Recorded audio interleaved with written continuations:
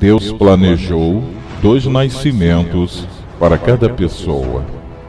O primeiro nascimento é natural, de uma cabeça única e comum a todas as pessoas, a qual é Adão, o único homem cujo corpo foi criado diretamente por Deus. A própria Eva foi criada a partir de uma das costelas de Adão, e assim pode-se dizer que o primeiro homem, Adão, foi singular no tocante à sua criação. Todos os que foram gerados a partir daquele primeiro casal o são por modo natural. Este foi então o primeiro nascimento planejado por Deus, a saber, o natural. O segundo nascimento é sobrenatural, de uma também única cabeça, comum a todos os que nascem, de tal modo sobrenatural, a qual é Cristo. Por este segundo nascimento se obtém a natureza espiritual, celestial e divina.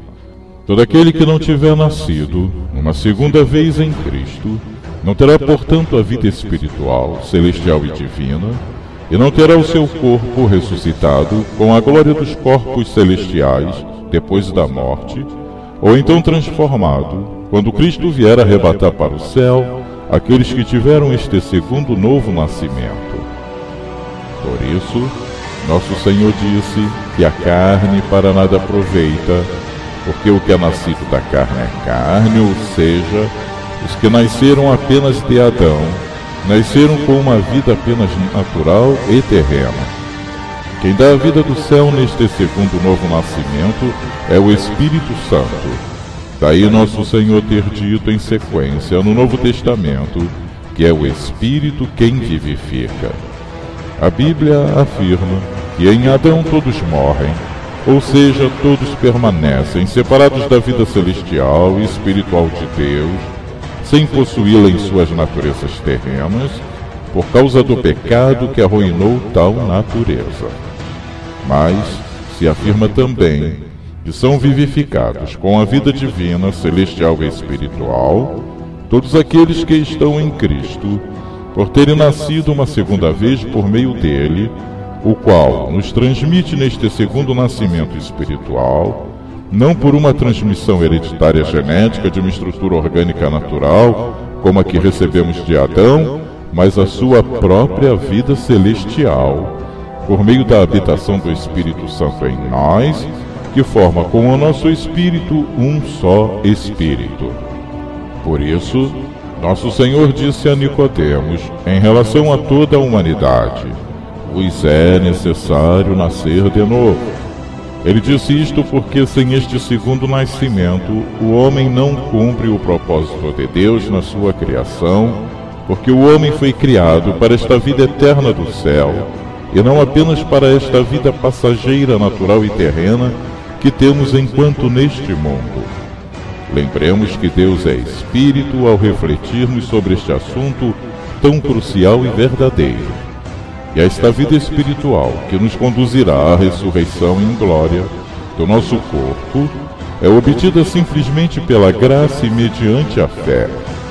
A graça e a fé que nos são concedidos, como um dom pela segunda cabeça, na qual temos este segundo novo nascimento, a qual, como já dissemos antes, é nosso Senhor Jesus Cristo, o único no qual podemos encontrar tal vida eterna.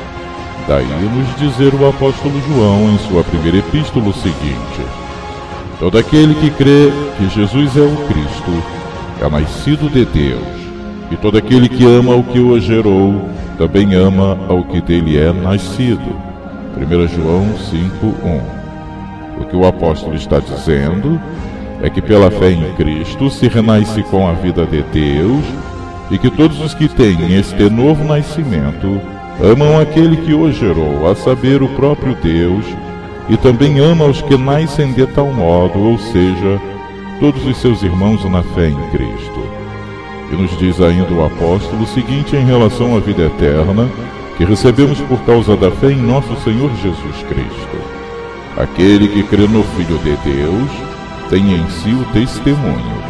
Aquele que não dá crédito a Deus o faz mentiroso, porque não crê no testemunho que Deus dá acerca do seu Filho. E o testemunho é este: que Deus nos deu a vida eterna, e esta vida está no seu Filho.